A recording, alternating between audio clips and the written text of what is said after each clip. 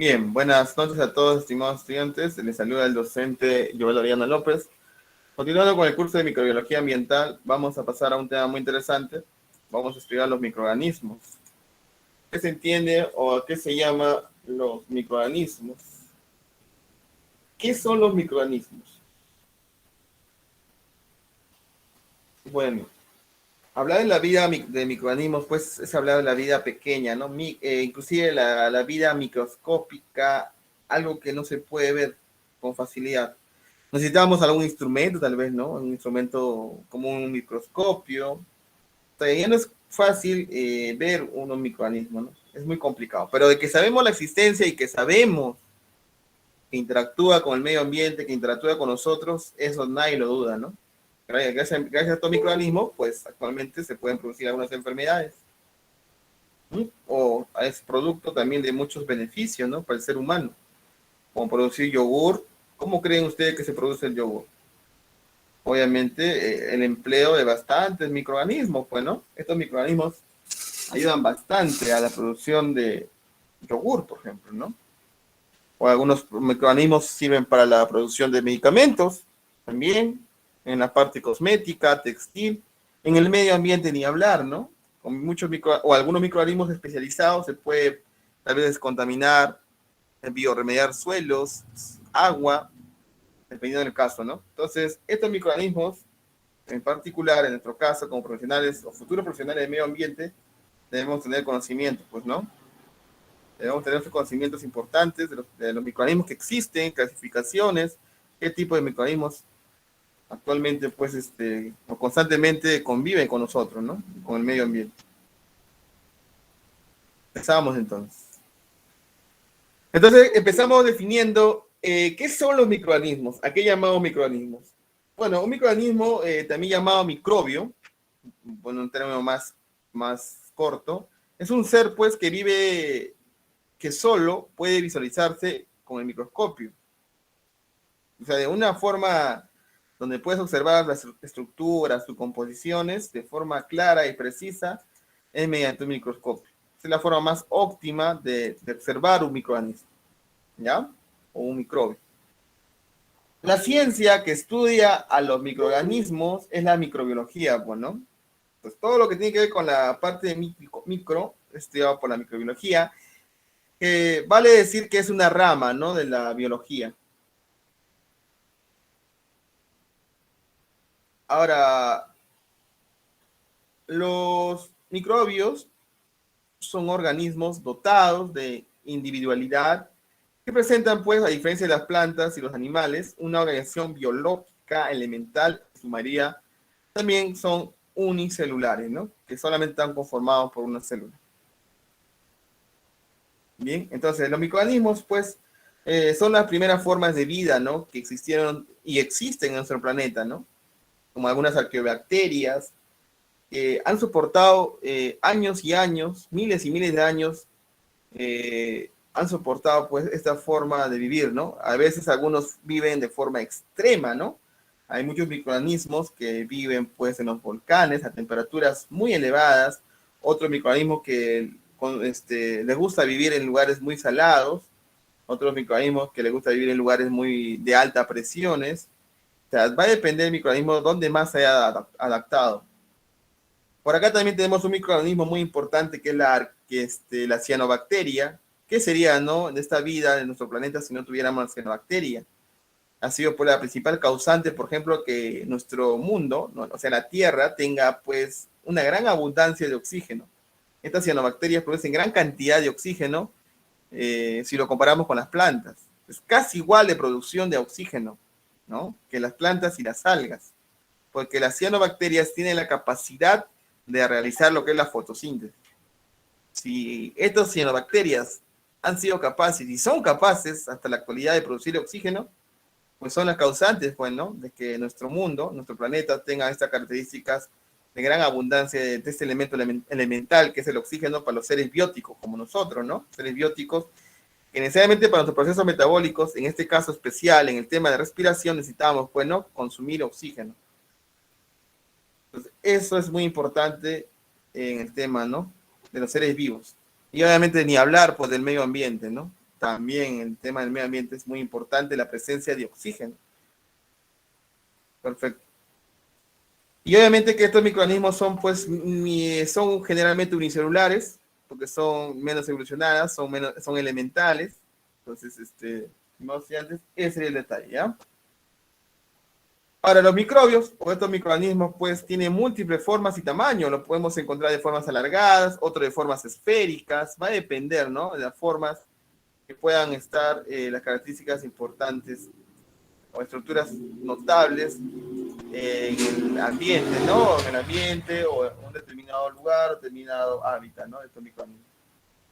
Dependiendo de las necesidades, dependiendo de la complejidad del microorganismo, tiene formas también, pues, ¿no? Pueden ser alargadas, como algunos bacilos, pueden ser redondas, como algunos cocos, estreptococos, ¿no? Conjunto de cocos, o espiroquetas, dependiendo, ¿no? Tiene una forma de una comita. Entonces, ya eso depende de la morfología del microorganismo. Entonces, muchos microorganismos son patógenos. Claro, son patógenos porque causan enfermedades, ¿no? A personas, a nosotros, pues, ¿no? A los animales, a las plantas, pues. Algunos de los cuales han sido, pues, inclusive un azote para la humanidad, ¿no? Grandes pandemias, imponentes, la fiebre amarilla, qué pandemias, epidemias también, ¿no? Entonces, el tema de sarampión, una época, en su determinada época, pues generó mucha mortandad de las personas, ¿no? Tenemos grandes, las paperas, grandes, bueno, el VIH no, perdón, el VIH no, ese no es un microorganismo, ese es un virus. El tema del microorganismo son aquellos seres que tienen vida, pues, ¿no? ¿Bien? Entonces, estos microorganismos, estimados estudiantes, sí han causado grandes azotes a la humanidad, ¿no? Históricamente. Bien, la peste bubónica también, ¿no? Que mediante el vector, en este caso las ratas, transmitían, ¿no? Estos microorganismos. Entonces, no obstante, pues la inmensa mayoría de los microbios no son en absoluto perjudiciales, ¿no? Como estaba comentando en la introducción. Obviamente que no todos nos van a perjudicar a nosotros, ya que muchos juegan un papel importante y clave en la biosfera, ¿no? Lo que es el tema del medio ambiente. Claro, inclusive estos microorganismos tienen la función importante de descomponer, por ejemplo, la materia orgánica. ¿Qué sería de los suelos si no tuviéramos microorganismos especializados en descomponer esa materia orgánica, ¿no? De las hojarasca, animales que mueren, microorganismos que tienen que descomponer, especializadas en la descomposición de ellos, ¿no? Entonces también estos microorganismos mineralizan, ¿no? Los suelos, nutren los suelos. Y de esa forma, pues, renuevan, depuran, y de ahí, pues, se forma lo que es hacerlo nuevo, ¿no? Y accesible a los futuros productores, ¿no? Y cerrando así, pues, el ciclo de la materia, o los ciclos bioquímicos, ¿no? Biogeoquímicos que se conocen. Bien, entonces es muy importante el tema de los microorganismos. En el ambiente ni hablar, pues, ¿no? Clasificación de los microorganismos. Podemos clasificar los microorganismos en tres grandes grupos. Tenemos los Archaea, que son las arqueobacterias, que son los microorganismos más antiguos que pueden haber. Algunos de ellos no han evolucionado, siguen manteniéndose casi original. Tenemos las bacterias y tenemos la eucaria, que son prácticamente aquellos microorganismos eucariotas, ¿no? Relativamente la más evolucionada. Por otro lado, también en este caso los virus, por ejemplo, no son asignados a ningún reino. Ojo, el tema de los virus, por eso el SARS-2, COVID-19, el VIH, ¿qué más? Hay muchas enfermedades, ¿no? Que son producidas por los virus, ellos no, pues, ¿no? No son considerados en este estudio el día de hoy, ya que son microorganismos o son sustancias acelulares que tienen algunas características de los seres vivos, pero no son seres vivos. ¿Por qué se dicen que estos virus son microorganismos acelulares? Pues que no tienen células, pues si no tienen células, no tienen vida. Necesariamente estos virus necesitan la presencia de un ser vivo para poder accionar, para que pueda realizar procesos químicos, ¿no? Metabólicos o químicos más que nada, mediante proceso de replicación, ¿no? Por ejemplo, una persona que padece VIH, por las múltiples formas que lo haya obtenido, el VIH pues cada vez va aumentando en la persona, ¿Por qué? Porque este virus internamente en la persona tiene la gran capacidad de engañar a las bacterias, a los microorganismos, a las células, para poder aumentar más el VIH. Entonces el VIH cada vez aumenta en grandes cantidades, aumenta nomás, ¿no? Se va replicando y cada vez va disminuyendo tu defensa, ¿no? Unos 5 años, 10 años, dependiendo qué sistema inmunológico tengas, pero poco a poco se va degradando tu sistema y al final pues vas a llegar a morir, ¿no? Con el VIH. 10 años padeciendo con la enfermedad, ¿no? Hasta que al final tu defensa, tu sistema inmunológico va a ser muy pequeña, muy débil, más que nada, va a ser tan débil que una simple fiebre te va a llevar pues a la muerte, ¿no? Pero ese tema de VIH, el virus, todo eso no se va a tocar el día de hoy, ¿ya? Porque estamos viendo netamente seres vivos, no seres no vivos o acelulares. Bien, entonces vamos a pasar ahora, si no hay una pregunta, al tema del Archae, ¿no? La primera clasificación de microorganismos o las arqueobacterias. Creo por acá hay un candidato que están ingresando. No sé si tuviera una consulta ahí, estimados estudiantes, hasta el momento. Profe, buenas noches. ¿Qué tal? Buenas noches. Profe, una consulta sobre el tema de los microorganismos con los hongos. ¿Hay una diferencia? Claro, los microorganismos generalmente de principio no se pueden ver, ¿no? Necesitas un microscopio para verlo. En cambio, el tema de los hongos sí son macroscópicos. Tranquilamente se puede observar, ¿no? Muchos hongos. Claro, algunos hongos como las levaduras son un poco no tan observables. Esa es una diferencia, ¿no? Que en los hongos sí se pueden observar, no tanto esforzándonos.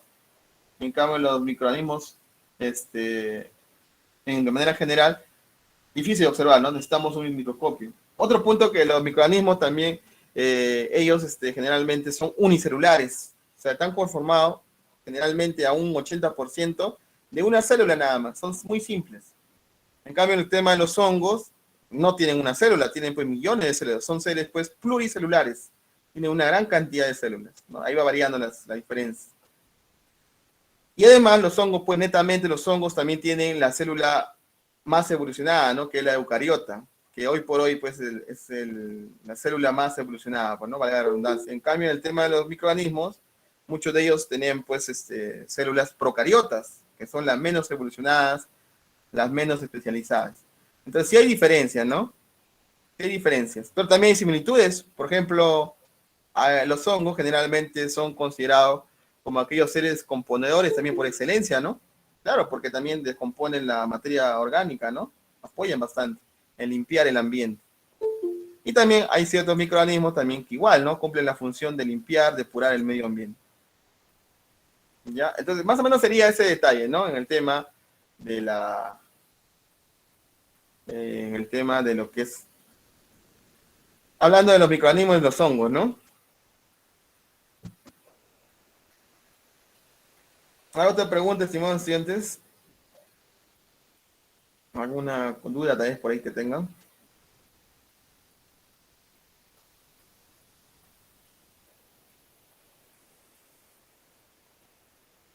Los hongos, mi otra afinidad sería que los hongos tienen reproducción asexual y los microorganismos también en su gran mayoría tienen reproducción asexual. Quiere decir que solamente se necesita un individuo, generalmente, para producir, ¿no? Otro ser vivo.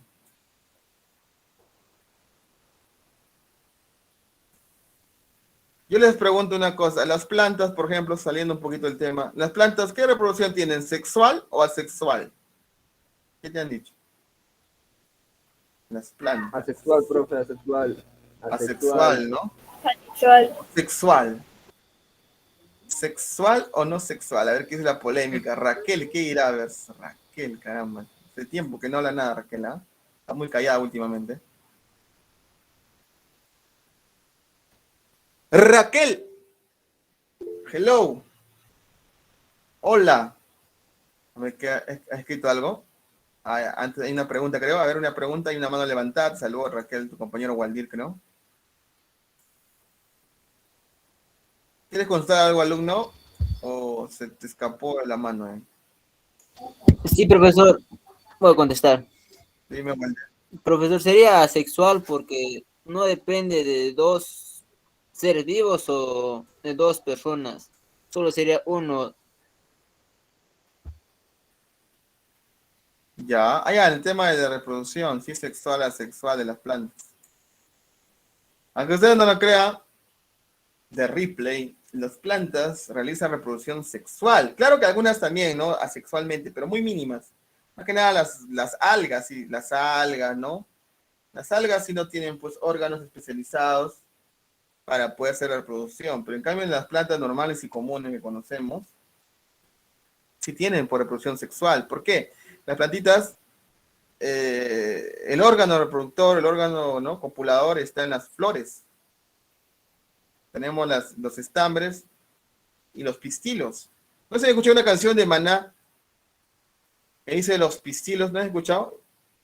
No sé si escuché una canción de Maná que sí habla de los pistilos. Escuchen una canción de Maná y van a ver ahí justamente. Entonces, los pistilos y los estambres son los órganos sexuales reproductores de las plantas, ¿no? A veces mediante ya ciertos vectores. Pero la planta no se mueve, ¿cómo se reproduce? Te está preguntando por ahí. No, pues por eso me está engañando, creo. Como que si la planta no se mueve, en ningún momento si no se, ni se traslada. No, yo no me refiero, o sea, la reproducción sexual no tiene que ser solamente por movimiento, traslación, profesor, contacto, no sé, no solamente, profesor. Claro, en el caso del ser humano y muchos animales que compartimos, ¿no? Esos ritmos interesantes que se dan en la vida normal y natural, obviamente los animales sí, pues, ¿no? Sí, necesitan, ¿no?, una ritmicidad, etapas, periodos, ¿no? Obviamente, ¿no? Tienen que coordinarse, todo detalle. En el caso de las plantas, no. En el caso de las plantas, ¿cómo hacen la reproducción sexual? En el caso de las plantas, no hay mucha dificultad de estar moviéndose, pues nada. En el caso de la planta, solamente es mediante ¿no? Puede usar tal vez algún vector, un insecto, puede ser una abeja, puede ser, no sé, ¿no? Puede ser un saltamonte, dependiendo del caso. Es que las flores, por ejemplo, de la planta que tiene los espermatozoides, porque la planta tiene los espermatozoides, en este caso, viajan pues a través de esos insectos, ¿no? Y se da, pues, ingresan a los pistilos de la planta, en este caso hembra, y obviamente se da pues ahí la reproducción, ¿no? Se da el intercambio, porque la reproducción sexual, ¿qué cosa es? No es que, profesor, movimiento, vibraciones, profesor, no. La reproducción sexual se define como aquel intercambio, aquel proceso que se tiene, pues, entre dos seres con gametos que tengan cromosomas. Entonces, cuando estos cromosomas, los dos seres vivos, ¿no?, se unen, se da pues el cigoto, se da la formación de un nuevo ser vivo. Claro, la forma como se va a obtener este cigoto, este nuevo ser vivo, ya va a variar dependiendo del ser, ¿no? Sexual, o la reproducción sexual que sea, ¿no? Las plantas, obviamente, pues mediante las flores, ¿no? Pues hay procesos de polución, todo ello, ¿no? En el caso de los animales, obviamente que ya son otros órganos especializados que se encargan de transferir estos gametos, ¿no?, estos cromosomas, ¿no? Dependiendo, ¿no? Inclusive hay reproducciones internas, reproducciones externas, reproducciones masificadas, ¿no? Dependiendo. Por ejemplo, en el caso de los peces, ¿cómo se reproduce? La reproducción de los peces es de forma externa. Los peces no tienen necesidad de estar en contacto, ¿ah?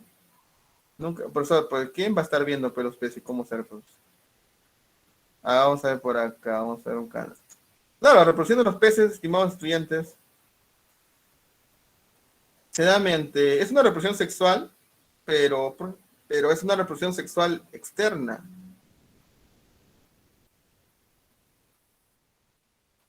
Claro, no, pero es sexual porque va a haber intercambio, pues, ¿no? Va a haber intercambio de gametos. Con el tema más corto. Entonces, la reproducción sexual tiene que ver más que nada con la participación de varios individuos o dos individuos como mínimo, donde se haga intercambio de gametos. Y eso también lo hacen las plantas, bueno. Eso es considerado reproducción sexual, porque ha participado como mínimo dos individuos. En el tema de la reproducción asexual, que generalmente lo hacen los microorganismos que estamos trabajando el día de hoy, es suficiente con uno nomás, con un solo microorganismo para poder reproducirse, o con un solo ser vivo, ¿no? Un solo ser vivo tranquilamente se puede reproducir. En distintos procesos importantes, ¿no? como la gemación, la bipartición, estrangulación, depende del caso. Los peces tienen reproducción de tipo sexual y son animales dioicos, que quiere decir sexos separados. Tienen fecundación externa porque no poseen órganos copulares. Bueno, vamos a buscar otro más por acá. Parece más para inicial. ¿O cómo creen, por ejemplo, que la reproducción del salmón?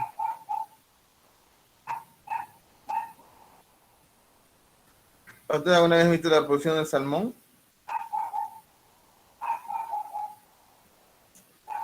Del salmón, por ejemplo, ¿no? Interesante esa reproducción del salmón, ¿ah? El salmón, ¿cómo es, eh?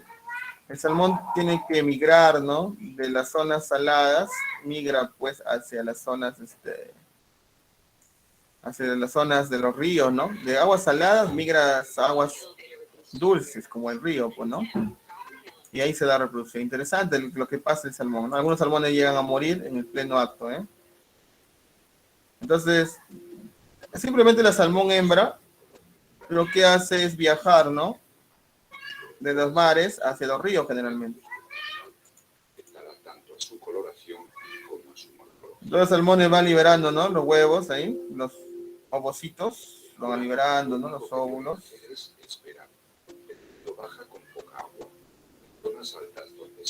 Y bueno, los salmones machos, como dicen por ahí, van esperando a que la salmón hembra libere los huevos, ¿no?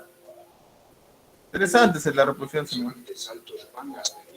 Miren, ¿ves? Los salmones van viajando, miren, contra el río, increíble, ¿ah? Miren, y semanas van viajando, ¿no? En contra del río. ¿Qué tal el viaje de los salmones, no? ¿Qué tal el viaje sacrificado para realizar la reproducción, ¿no?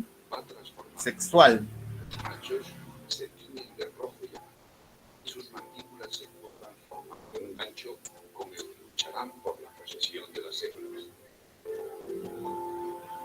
Los salmones también se van alistando, miren.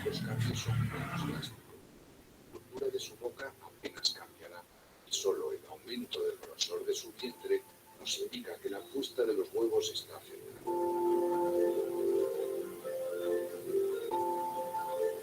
A finales de noviembre, la mayoría de los salmones ya han llegado a las zonas de presa, normalmente tramos de río poco profundos y con el fondo cubierto de grava. Es el lugar perfecto para la reproducción de salmones, ¿no? En río poco profundo. Los machos luchan entre sí por la posesión de las mejores zonas. Si la hembra está satisfecha con el lugar elegido, comienza a escarbar un hoyo en la grava mediante potentes movimientos de su cola.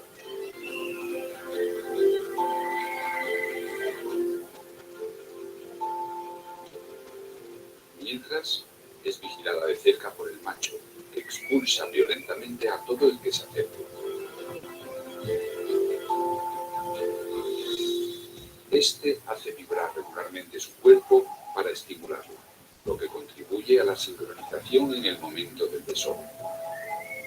Va a desovar la hembra. Cuando el nido está terminado, ambos juntarán sus cuerpos produciéndose la liberación simultánea de huevos y esperma. Otros machos próximos aprovechan el momento para juntarse y fecundar algún huevo, incluidos... Entonces los huevos se liberan externamente, no es el tema de que internamente, sino externamente. Uniéndose a la fiesta. Se trata de juveniles de salmón, que en la cuenca del Sella reciben el nombre de chirones. Tradicionalmente se pensaba que acudían para comer unos cuantos huevos, pero ahora sabemos que son machos que han madurado precozmente en el río y que, ayudados por su pequeño tamaño, burlan a los machos dominantes para fecundar parte de la puesta. Tras el desove, la hembra tapa los huevos fecundados con grava y allí permanecerán hasta la eclosión.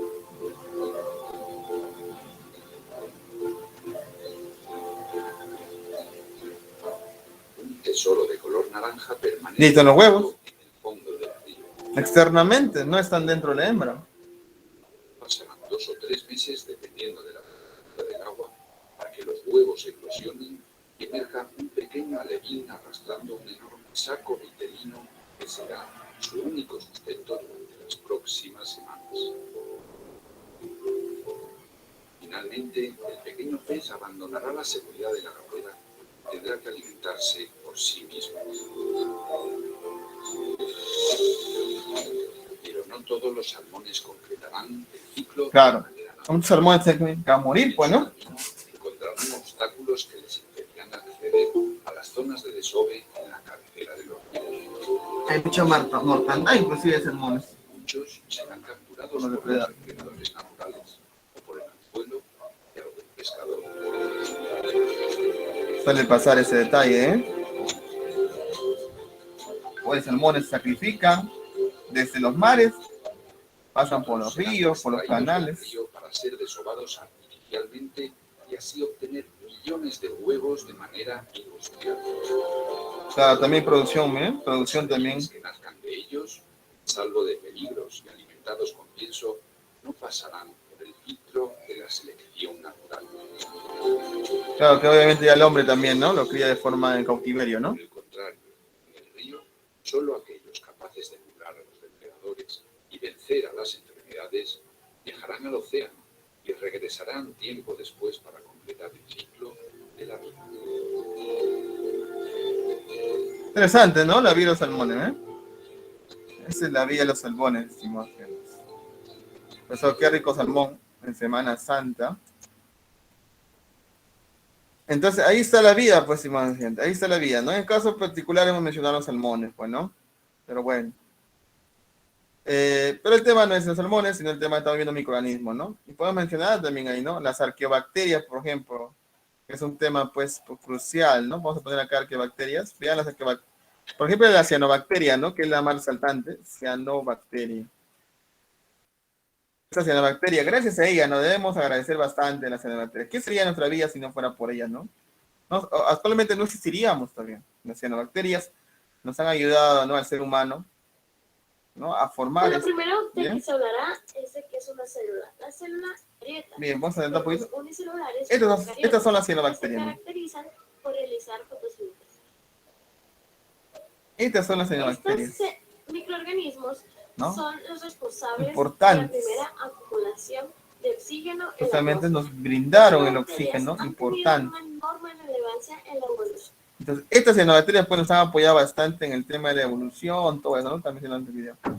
Pero ahí está la cianobacteria, tiene esta forma, ¿no? Entre cianobacteria, pues, hay una gran abundancia de ellas. Entonces, ellas son las famosas cianobacterias Terrestres y marítimos. que nos han acompañado, ¿no? En los primeros, Como lo mencionamos, o son los primeros las seres vivos, ¿no? cianobacterias son los principales productores primarios de la biosfera. Ellas, a través de la fotosíntesis, inundaron la atmósfera de oxígeno hace unos 2.500 millones de años y siguen siendo las principales suministradores de nitrógeno para las cadenas tróficas de los mares. Por esta razón, las cianobacterias aún son clave de los ecosistemas Claro. marinos como productores primarios y como agentes fijadores de nitrógeno. Inclusive estas cianobacterias pues forman parte del fitoplancton, ¿no? Ustedes saben que el fitoplancton es esencial para la cadena alimentaria, como les estaba mencionando, ¿no? Importantísimo el fitoplancton, ¿no? Porque es la base, ¿no? En la cadena productora de nutrición, pues, ¿no?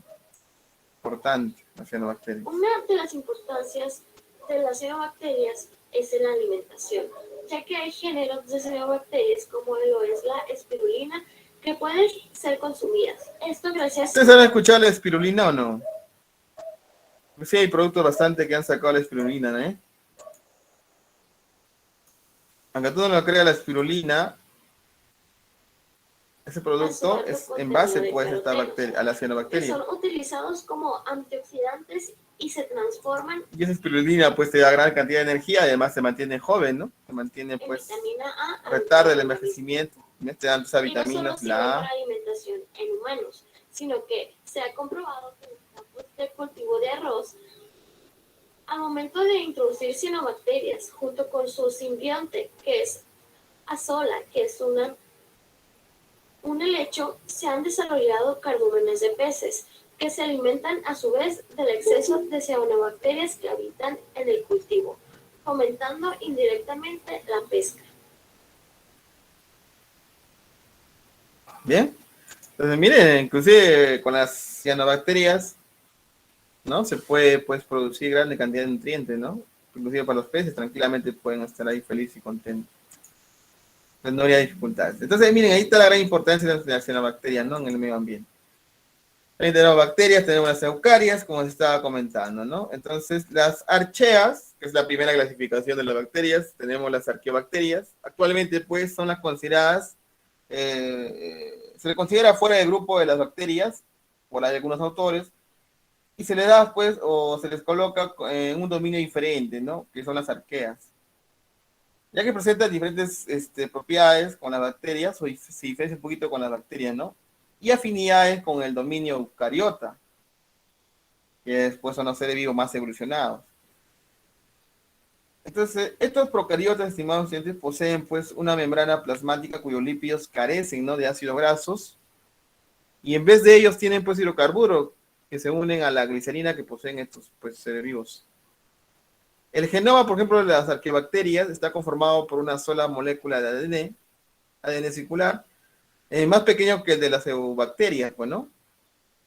Entonces, mientras que su metabolismo es idéntico que el de las eubacterias, pues, ¿no? Entonces, esas son las arqueobacterias, estimados estudiantes. Si desean, lo podemos mencionar acá. Vamos por acá, tal vez ver algunas arqueobacterias que existen, ¿no? Inclusive algunos tienen ciertos arreglos importantes, muy hermosos algunos, ¿no? Visiones importantes. O son atractivos para la vista, ¿no? Esas son las arqueobacterias. Bien importante, entonces, también en esta clasificación de los microorganismos. Bueno, ahora creo que tengo un video más corto, vamos a poder buscarlo, ¿ya? Ya tengo que un video más corto de las arqueobacterias.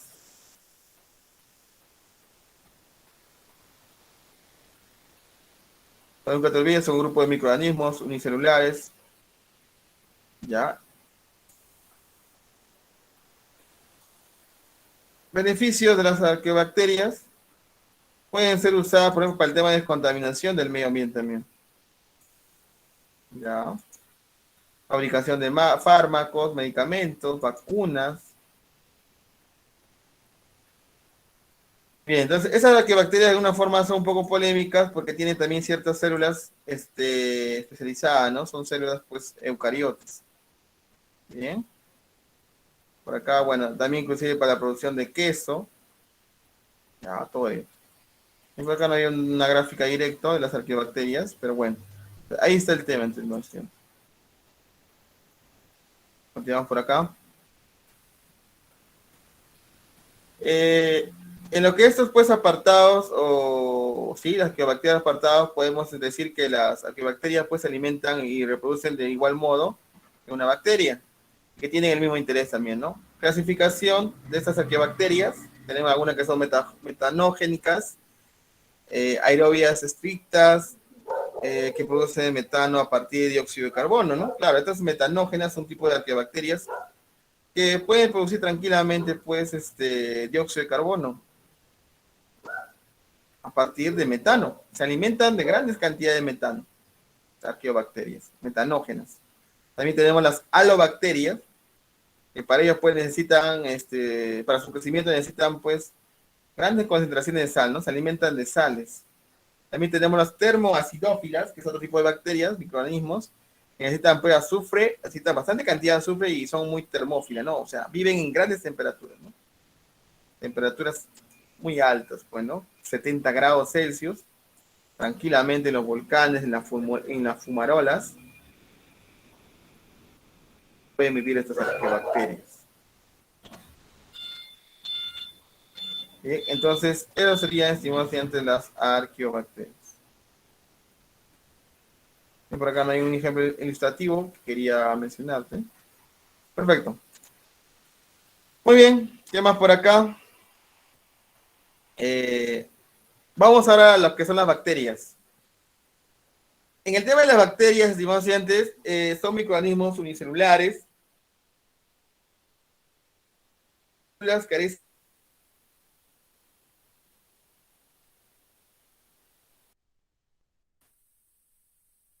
que contiene pues menosomas o mesosomas, perdón. y en su interior pues se encuentra el citoplasma, ¿no? Donde están pues los ribosomas y una estructura pues contiene una gran cantidad de moléculas circulares de ADN, ¿no? Muchas bacterias también disponen de flagelos, que es un sistema que sirve para moverse, ¿no? O otro sistema de desplazamiento para poder moverse, ¿no? Justamente lo que estaba comentando. Y solo tienen pues un cromosoma y realizan el proceso de metabolismo oxidante, ¿no? Muchas bacterias a veces consumen sustancias orgánicas. Tipo de bacterias tenemos los cocos. ¿Por qué se llaman cocos? Por la forma más que nada, ¿no? Tenemos como una forma circular, no sé si lo ven. Entonces su forma es más o menos esférica, ¿no? Algunas pues ocasionan enfermedades en los humanos, como el bacilo de Koch, que está pues por la bacteria coco, pues, ¿no? El bacilo de Koch, la tuberculosis, pues, ¿no? Alguna vez por ahí ha escuchado esa enfermedad, la tuberculosis. Como también la meningitis y otros resultantes, pues, otros también pueden resultar beneficiosos, ¿no? Algunos cocos también pueden ser beneficiosos su aplicación en la vida del ser humano, o en el ambiente también, ¿no? Pueden también descontaminar el ambiente. Bien, vamos a ver cómo estamos con el tiempo. Sí, tenemos tiempo todavía. Continuamos por acá. Son los cocos. Tenemos otro tipo de bacterias que son los famosos vibrios. ¿Alguna vez tal vez por ahí has consumido una deliciosa y refrescante y helada chicha morada, profesor, en la calle? A veces, ¿no? En lugares un poquito extraños, ¿no? De dudosa pues, procedencia. Y 2 horas, 3 horas más tarde empiezas a sentir unos fuertes ¿no? dolores, malestares, hincazones en la parte de la boca del estómago. Y empiezas a retorcerte de dolor, no sabes qué hacer. Entonces, prácticamente, pues, hayas consumido un delicioso vibrio cholerae, ¿no? Que el vibrio cholerae tranquilamente, pues, está vacilando en todo tu estómago, todo tu sistema, ¿no? Estomacal. Entonces, eso suele pasar a veces, ¿no? Hay que tener mucho cuidado, por favor, en el tema de consumo de alimentos también, ¿no? Bebidas. Este vibrio mide entre 2 y 3 micrómetros de largo, ¿no? Aproximadamente. Micrómetros, ¿ah? O sea, prácticamente es complicado para verlo, ¿no?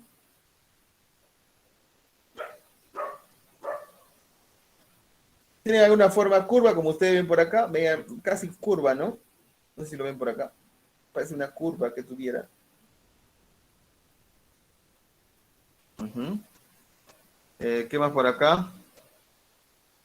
Dotados de un único flagelo polar que les permite una elevada movilidad también, ¿no? Soportan bien los medios alcalinos, también suelen vivir en medios alcalinos. O sea, si tú pusieras gran cantidad de jabón, porque el jabón es un alcalino, tranquilamente ahí vive después la bacteria. Por ejemplo, una minería, si por ahí una minería, en una minera, tal vez alguna oportunidad ustedes, ¿no? Más adelante trabajan o por ahí le van a conseguir unas prácticas en una minera y tal vez se toma el muestreo de las aguas, ¿no? Liberadas en la minería o el agua que está próximo, ¿no? A la minería, o sea, un río prácticamente. Y por ahí no les a ustedes, a ver, tú que has estudiado, pues, ¿no? El tema de medio ambiente, tú eres un especialista, y, entonces, tú especialista puedes muestrear el agua, todos esos detalles. A ver, por favor, ¿puedes mostrarme el agua del río y determinar si realmente esa agua está contaminada o tiene alguna presencia, ¿no? De alcalinidad, ¿no? Entonces, como tú estás bien preparado, obviamente vas a mostrar, aplicar sus técnicas relativamente, pues, adecuados al tema de las secas para agua, ¿no? Que son decretadas por el Ministerio de Ambiente. Entonces, tranquilamente vas a llevar, vas a hacer tus muestreos, tus técnicas, todo lo que compete, todo el protocolo que debes usar. Y luego lo vas a llevar, pues, no sé, a un laboratorio certificado por la INACAL actualmente, y te va a devolver dentro de 2 semanas ese resultado, ¿no? De tu muestreo. Y si tú por ahí, en tu resultado certificado de laboratorio te menciona, ¿no? En unos parámetros microbiológicos o biológicos, y te menciona que sí hay presencia de vibrios cholerae, quiere decir, pues, que el río que tú estás considerando es, pues, está contaminándose, ¿no? Se está alcalinizando, ¿no? Cada vez poco a poco, ¿no? Entonces ahí puede ser una forma de generar, pues, un informe, ¿no? Una medida de control para ese tema, que se disminuya tal vez el uso, ¿no? Del uso, ¿no? Y tal vez excesivo de las sustancias alcalinas, pues, ¿no? Entonces, ¿ves? Ahí ya tienes ¿no? un gran avance para dar una opinión, ¿no? profesional en este caso. O preprofesional, ¿no? Tus prácticas, tal vez. Bien, ¿qué más por acá? Soportan también bien los medios alcalinos, obviamente lo que estaba comentándote, así como las concentraciones salinas, también viven en suelos salinos, provocando enfermedades del tracto digestivo, ¿no? Lo que se estaba comentando. También provoca el cólera, ¿no? Claro, también cólera, también son causantes de diarrea inflamatoria, y también autolimitada que se transmite pues, a través de la ingesta de marisco, ¿no? Hay que tener mucho cuidado también en la ingesta de los mariscos. Tal vez pues un cevichito por ahí, ¿no? Tengan mucho cuidado en el tema de cómo van a preparar el ceviche, que sea un lugar seguro, pues, ¿no? Y también es normal encontrarlas en aguas saladas y aguas estancadas, pues, ¿no? Bien. Entonces, ¿alguna pregunta de esta ahí?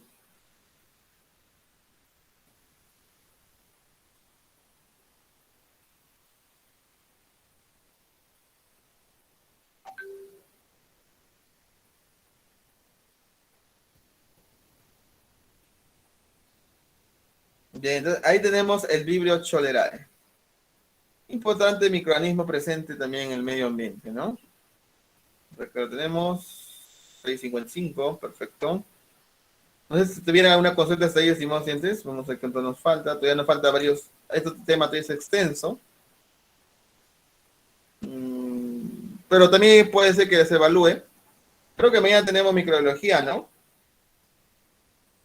No, no, o me equivoco.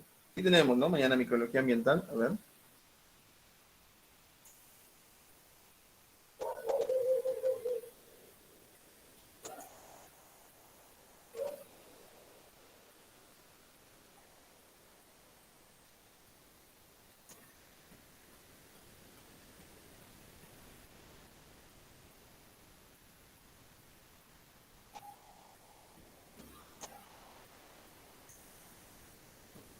Sí tenemos mañana. 7 a 8 de la noche. Profesor, buenas noches. Ya, tal vez posiblemente les evalúe, si no avanzamos dependiendo, ¿ya? Por eso digo, ¿no? Algunas preguntas hasta ahí. Voy a solo hacer preguntas de este material, ¿ya? Para ver cómo estamos aprendiendo. Bien, entonces por acá ya culminamos con esa parte, con los bacilos.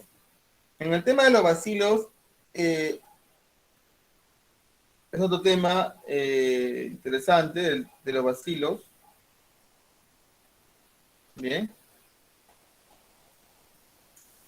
perfecto. Entonces, digamos, ese gran detalle. ¿Una pregunta tal vez? Hola. Ninguna, ¿no? Entonces vamos a los bacilos. A ver, los bacilos, entonces, su forma de ellos generalmente son como unos bastones o como unos chisitos, ¿no? Que alguna vez por ahí, o por ejemplo no, ¿cómo se llama esto? Pueden haber conseguido esos dulces alguna vez, tal vez. Son golosinas. Son como chisitos alargados, ¿no? Por ahí. De bastón, aunque muchos bacilos también son patógenos para el ser humano, ¿no? Algunos no hacen daño y son los encargados de producir algunos productos lácteos, ¿no? Miren, la importancia del bacilo es para producir tu yogur, pues, ¿no? Por eso mi yogur, pues, es natural, claro, tu yogur, ¿no? Importante. Es la producción de queso, por ejemplo. Gran cantidad de queso, por ejemplo. Bien, entonces ese es el gran detalle, en este caso, la producción de los lácteos como el yogur, ¿no? Perfecto, ¿alguna consulta hasta ahí? Hola.